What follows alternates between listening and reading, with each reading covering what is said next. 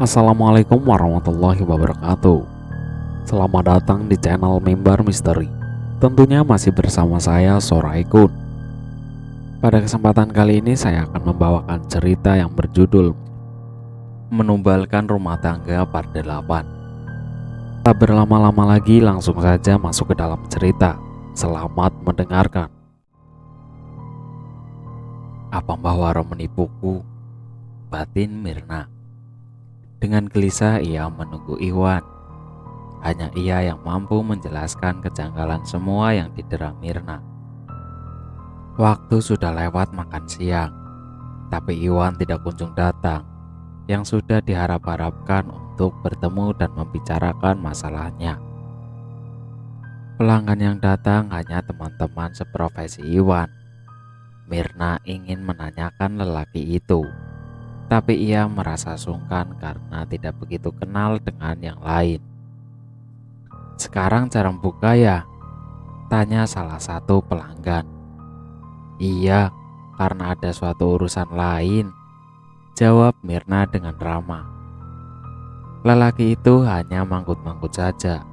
Saat lelaki yang tidak diketahui namanya itu hendak membayar, Mirna memberanikan diri untuk menanyakan tentang Iwan yang tidak pernah kelihatan lagi. "Iwan kenapa tidak pernah ke sini?"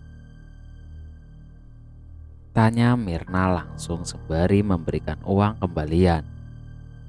"Iwan sudah istirahat kerja," jawab lelaki itu.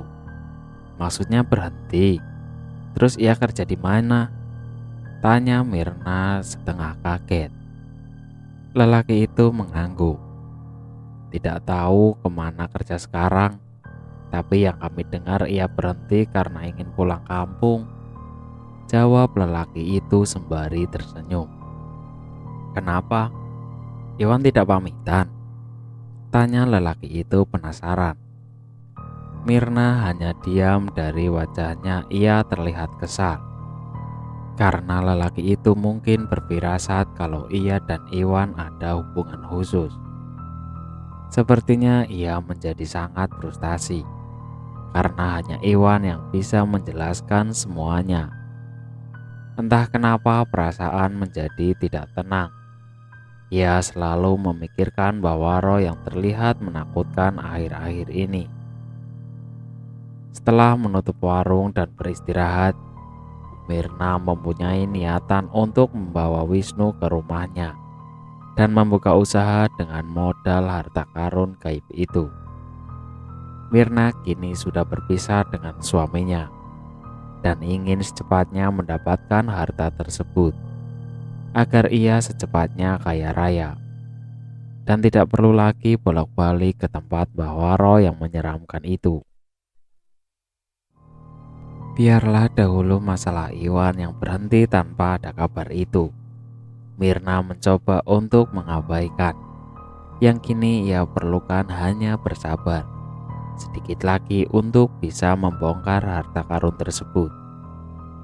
Entah apalagi syarat yang akan dilontarkan oleh Mbah Waro kepada Mirna. Asalkan harta itu bisa ia miliki sepenuhnya, dan mungkin akan memberikannya kepada Iwan sebagai tanda terima kasih. Entah sejak kapan Mirna tertidur hingga pukul 11 malam dan langsung membawa mobil pergi ke rumah Mbah Waro untuk menemui Wisnu. Mirna merindukan deru napasnya, jumbuhannya, dan pelukan hangat dari lelaki gagah itu. Sudah tidak tertahankan lagi. Nekat tengah malam Mirna membelah kegelapan menuju rumah Mbah Waro. Dengan pakaian seksi yang terbuka, rambut tergerai, dan aroma parfum yang semerbak, mungkin akan membuat Wisnu mabuk kepayang. Angin berembus kencang membiarkan kulitnya disapu oleh angin malam. Pakaian yang seksi akan ia tampilkan di hadapan Wisnu seorang. Beberapa kali Mirna mengetok pintu rumah dan beberapa panggilan hingga akhirnya Mbah Waro keluar dengan mata yang berbinar-binar. "Maaf mengganggu malam-malam, Mbah. Sebenarnya saya ingin menemui Wisnu dan sudah..." Belum sempat Mirna melanjutkan ucapannya, tiba-tiba Mbak Waro langsung menarik tangan Mirna. "Masuk dahulu, di luar dingin," ucap Mbak Waro sembari mencium tangannya sendiri yang mana masih menempel sisa parfum Mirna. "Wisnunya sudah tidur, Mbah?" tanya Mirna risih karena mata Mbak Waro memindai tubuhnya. "Ya pergi keluar sebentar, tunggu saja dahulu," ujar Mbah Waro masih tidak mengalihkan tatapannya kepada Mirna. Mirna tampak celingukan menunggu Wisnu yang tak kunjung datang. Rindu yang sedari tadi ia rasakan kini sudah lenyap gara-gara Mbah Waro malam ini seperti sangat menakutkan. "Malam ini kau sangat menggoda," ucap Mbah Waro tersenyum miring. "Biasa aja, Mbah," jawab Mirna sebisa mungkin untuk santai. "Pakaianmu malam ini sangat seksi," lanjut Mbah Waro. "Apa kamu sengaja berpakaian begitu di hadapan Wisnu?" sambung beliau. Mirna menelan silpanya. Ia memilih tidak menjawab dan tidak yang kedua hanya sebuah anggukan kecil. "Sehebat apa Wisnu hingga membuatmu ketagihan?" tanya Mbah Waro. "Maksudnya apa, Mbah?" tanya Mirna pura-pura tidak mengerti arah pembicaraan. "Saya tahu kamu sudah beberapa kali melakukan itu bersama Wisnu. Apa ia begitu hebat?" tanya Mbah Waro berdiri dan duduk mendekati Mirna. "Jangan macam-macam, Mbah. Saya kesini hanya untuk menemui Wisnu," ucap Mirna menggeserkan tubuhnya menjauhi Mbah Waro yang tersenyum janggal. "Tenang saja, saya juga sama hebatnya dengan Wisnu," lanjut Mbah Waro yang mampu membelalakan mata Mirna. "Maaf, Mbah, sepertinya saya harus pergi," ujar Mirna hendak pergi. "Jangan begitu, duduklah dulu, saya hanya bergurau saja," jawab Mbah Waro sembari meminta Mirna duduk kembali. Setelah ia sudah siap menuju pintu, Mirna disuguhkan minuman teh tawar yang diberikan oleh Mbah Waro. Walaupun Mirna memiliki perasaan yang tidak enak, tapi sepertinya malam ini harus memang bersabar untuk bisa memadu kasih dengan Wisnu. Jam menunjukkan pukul 1 dini hari. Terkantuk-kantuk Mirna menunggu hingga ia tidak sadar bahwa Mbah Waro sudah pergi dari hadapannya. Mirna terkesiap saat ada tangan yang sedingin es membelai pipinya pelan. Sedikit ia membuka matanya. Perlahan yang ia dapati ialah Mbah Waro. "Apa-apaan, Mbah?" sentak Mirna. "Terlalu lama menunggu Wisnu, lebih baik sama saya aja," ujar Mbah Waro berani mendekati Mirna dan ingin memeluk secara paksa. "Jangan takut, lebih baik kita nikmati malam ini dengan saya yang sebenarnya," ujar Mbah Waro terus memaksa Mirna. Sedangkan Mirna terus menghindar untuk menjaga jarak.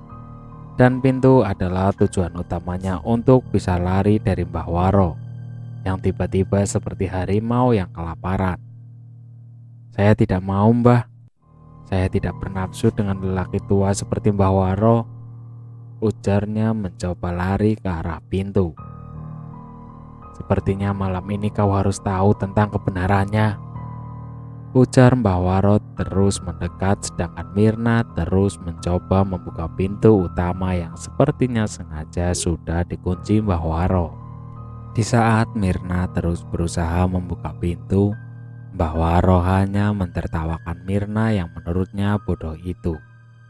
Tangan Mirna dicekal kuat oleh tangan tua Mbah Waro yang kekuatannya sama besar seperti lelaki dewasa pada umumnya.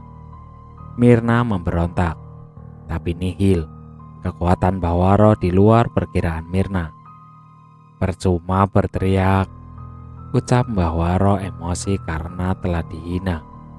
Dengan sigap tangan beliau mengambil sesuatu dan memukulkan benda itu ke bagian kepala Mirna. hingga Mirna terhuyung lalu pingsan.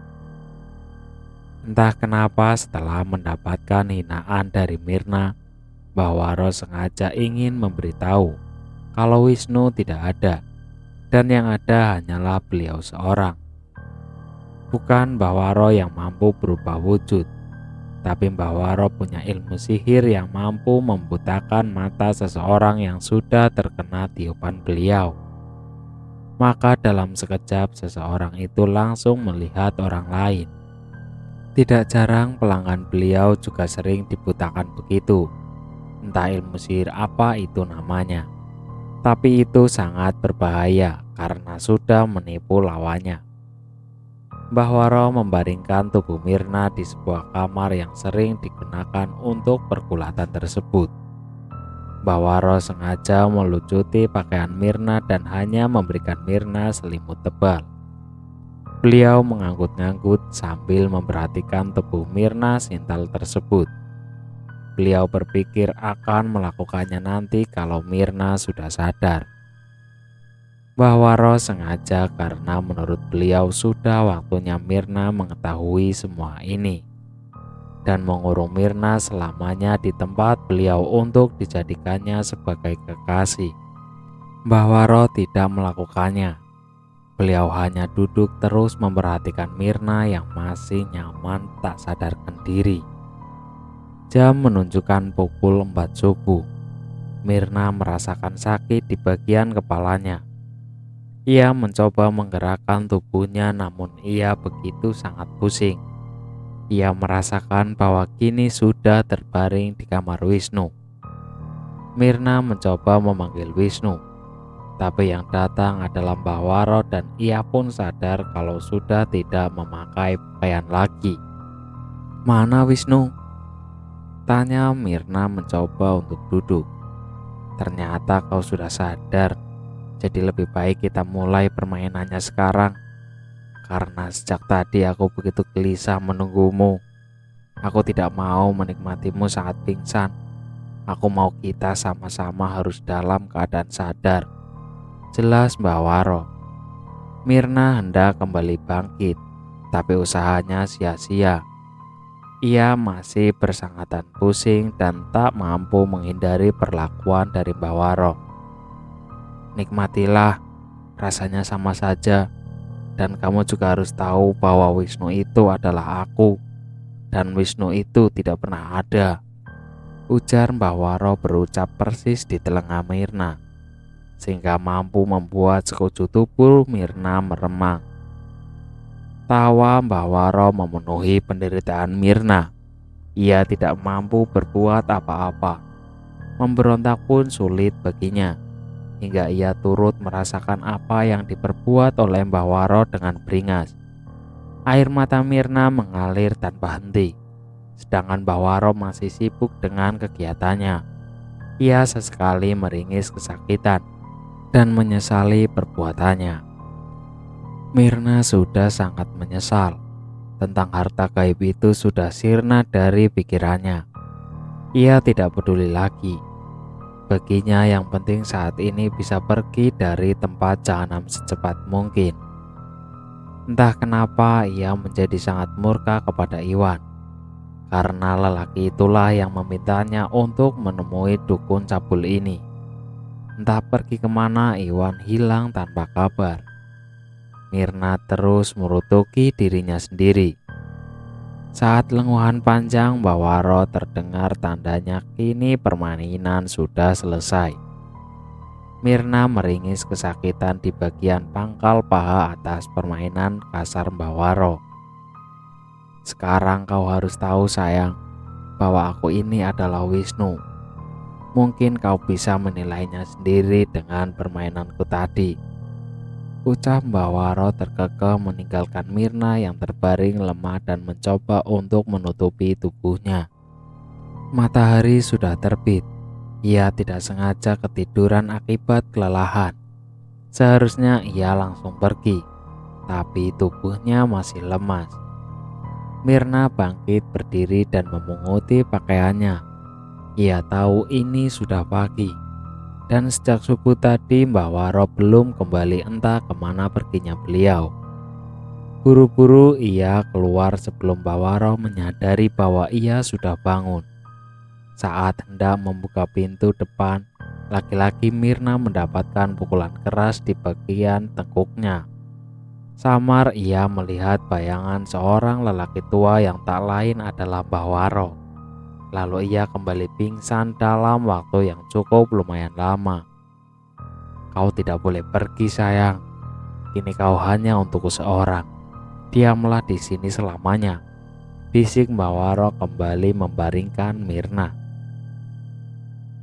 Mbah Waro tidak membiarkan Mirna pergi kemanapun. Walaupun pulang ke rumahnya sendiri, tetap Mbah Waro melarang keras. Baginya Mirna harus menetap di sini untuk selamanya menemani beliau. Mbah Waro sengaja meletakkan makanan di samping tempat tidur Mirna dan segelas air, karena sejak pagi Mirna sudah pingsan dan kini sudah pukul 2 siang. Saat tengah memperhatikan Mirna, tiba-tiba Mirna terbangun dan mendapati dirinya kembali terbaring di kamar. "Makan dan minumlah dulu," ujar Mbah Waro. "Tidak, saya ingin pulang saja," jawab Mirna hendak bangkit. "Kau tidak bisa pergi dan turutilah perintahku," titah Mbah Waro. Mirna meludah kasar tanda penolakan. Ia tak sudi bersama Mbah Waro sang dukun cabul itu. Melihat Mirna yang meludah, Mbah Waro kembali murka. Ia hendak menampar Mirna, tapi ia sebisa mungkin untuk tidak menyakiti orang yang tersayangnya. "Biarkan aku pergi, Mbah. Aku sudah menuruti kemauanmu untuk melayanimu semalam," ujar Mirna. "Layani aku lagi," jawab Mbah Waro mendekati Mirna. "Tidak, aku tidak mau." Mbah Waro terkekeh melihat Mirna yang hendak bangkit. Saat Mirna hendak membuka pintu kamar, lalu Mbah Waro berucap, "Layani aku lagi, maka harta gaib itu akan secepatnya kamu dapatkan." Mirna bergeming memperhatikan Mbah Waro. Ia kembali tergiur oleh harta yang diiming-imingi oleh Mbah Waro. "Bertahanlah semalam lagi untuk melayaniku," ucap Mbah Waro kembali menarik tangan Mirna dan memintanya untuk duduk kembali. Kepalang tanggung bagi Mirna. Mungkin kalau ia melayani Mbah Waro sekali lagi, maka harta tersebut akan menjadi miliknya. Mirna mengiyakan permintaan Mbah Waro. Baginya sudah terlanjur. Wisnu tidak bisa ia dapatkan, maka harta tetap harus dimiliki. Mirna termenung di dalam kamar setelah seperginya Mbah Waro. Makanan yang disiapkan Mbah Waro tidak tersentuh sama sekali. Mirna tak bernafsu untuk makan walaupun sesuap saja. Ia juga takut kalau di dalam makanan itu sudah dicampurkan dengan racun atau ramuan khusus. Mirna tak habis pikir kalau selama ini ia sudah tertipu dengan wujud Wisnu. Mirna menangis seenggukan kalau ternyata ia sering melakukan hubungan dengan Mbah Waro. Yang ia percaya dan ia yakini itu adalah Wisnu, orang yang berbeda. "Semua ini gara-gara Iwan," gumam Mirna dengan geram. Seharian penuh Mirna dikurung di dalam rumah. Mbah Waro entah kemana perginya. Tapi ia khawatir kalau pergi dari sini Mbah Waro kembali murka dan harta tidak bisa ia miliki. Mirna memilih diam di dalam kamar memikirkan jalan selanjutnya bagaimana. Waktu terus bergulir hingga langit kembali gelap. Mbah Waro kembali mendatangi Mirna dengan senyum yang menakutkan. "Bersiaplah untuk malam ini," ujar Mbah Waro mencubit dagu Mirna. "Apa setelah ini saya akan bisa mendapatkan harta itu dan kembali pulang ke rumah?" tanya Mirna memastikan. "Iya, tentu saja sayang. Aku sudah berjanji padamu dan percayalah semuanya akan menjadi milikmu," jawab Mbah Waro terus meyakinkan. Saat Mbah Waro ingin mendekat ke arah Mirna, ia sedikit menghindar karena merasa sangat jijik dengan lelaki tua yang penuh nafsu birahi itu. "Mbah tahu di mana keberadaan Iwan?" Tanya Mirna membentang jarak di antara keduanya. Iwan sudah lama tidak kesini lagi. Memangnya kenapa? Tanya Mbak Waro ingin mengetahuinya. Mirna menggelengkan kepalanya. Tak mungkin ia menjelaskan kalau Iwan sudah tidak bekerja lagi dan pergi entah kemana. Jangan pikirkan tentang Iwan. Lebih baik kita ulangi permainan kita lagi seperti semalam, ucap Mbak Waro kembali menjamah Mirna yang sudah pasrah. Anggap saja kau bermain dengan Wisnu yang tampan, sambung Mbak Waro. Apa Mbah nggak berniat ingin mengubah wujud menjadi Wisnu? Tanya Mirna. Tidak perlu, aku lebih nyaman menjadi diri sendiri, jawab Mbak Waro. Tolonglah Mbah, kalau benar Wisnu itu adalah Mbak Waro, berubahlah menjadi lelaki itu agar aku menikmati permainan tersebut, pinta Mirna. Dalam hitungan detik Mbak Waro kembali meniupkan sesuatu di depan mata wajah Mirna. Maka dalam sekejap beliau menjadi Wisnu yang tampan dalam penglihatan Mirna. Bagaimana bisa begitu? Tanya Mirna begitu takjub.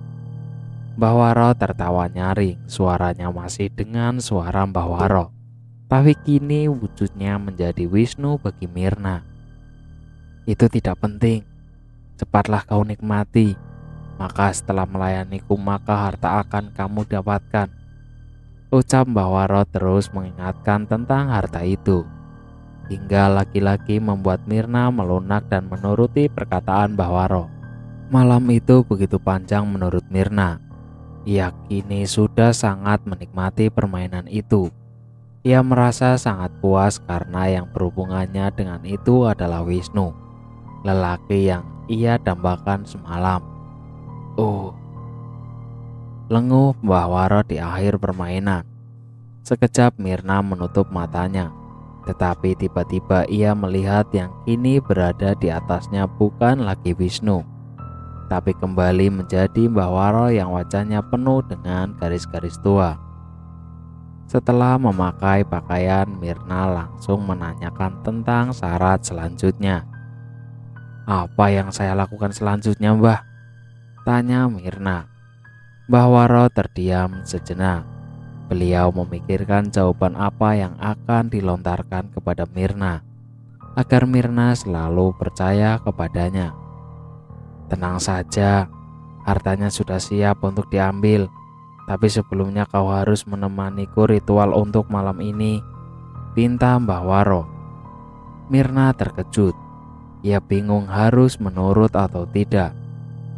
Entah kenapa Mirna merasa bahwa Mbah Waro hanya berbicara omong kosong.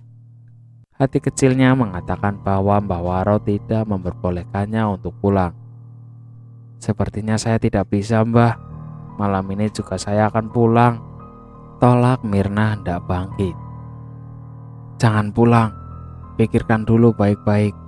Kau sudah sejauh ini mengorbankan semuanya demi harta itu. Jelas Mbah Waro terus membuat Mirna bimbang. Tapi saya harus pulang dulu, Mbah. Saya sangat capek.